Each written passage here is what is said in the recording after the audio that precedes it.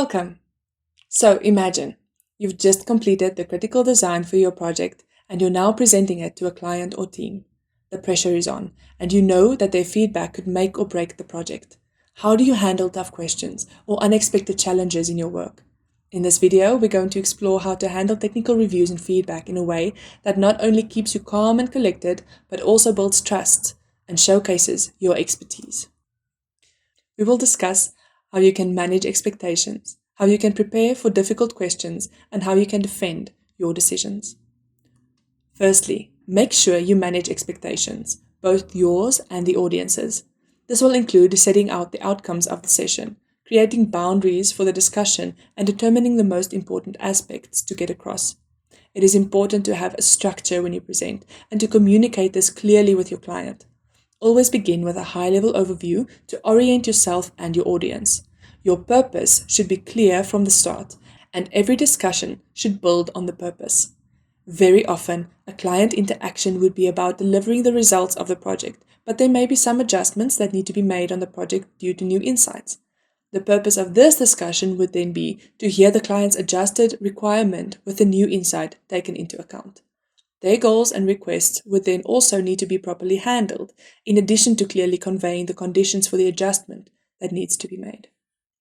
It is always good practice to prepare yourself for the potential questions that clients might have before delivering your presentation. This might inform the flow of your presentation and guide your focus throughout the presentation. But if there are questions that you don't want to answer and don't prepare for, these questions being asked might derail your presentation. I would suggest that you brainstorm some questions that your client might have, but then sit with your senior and ask them what questions they anticipate for the clients to ask.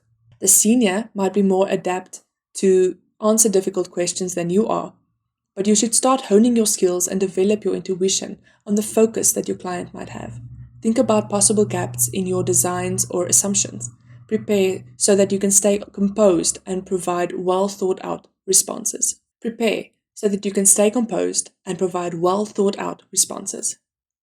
In the response to the client inquiries, you might have to defend a decision you made. We've covered in the previous sections how you would always document your thought process systematically, ensuring that there is always traceability in your reasoning. Here is where it comes into play. Very often, a client inquires about a decision that was made because they need help in understanding the rationale clearly, or they might not know about the industry best practices. Instead of getting defensive on the work that you did, answer to give insight to the client, knowing that you were rigorous in your technical methodology. Discuss the logic you used, the calculations you did, any comparisons you did, and the reasoning behind assumptions. In engineering, everything can be made concrete, and in defending your decisions, you point to their foundations. The best way to handle any presentation is to be prepared. Stay calm, communicate your reasoning clearly, and in early days of your career, don't be afraid to call on your senior for help if you freeze. Having interactions with clients is daunting and loaded with so much pressure and expectation, and it's a real skill and something to get used to. Ultimately, you want to improve the life and work of the client you're working for and portray your company in a good light. I have a little worksheet that you can refer to when you need to prepare for your next presentation to set you up for success before you present. I also have a reflection activity that you can complete after every client interaction to help guide you to improvement at every step.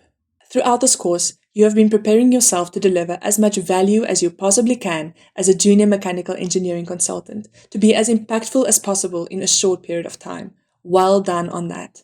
I would like to congratulate you on completing all the lessons I have prepared for you and doing it diligently.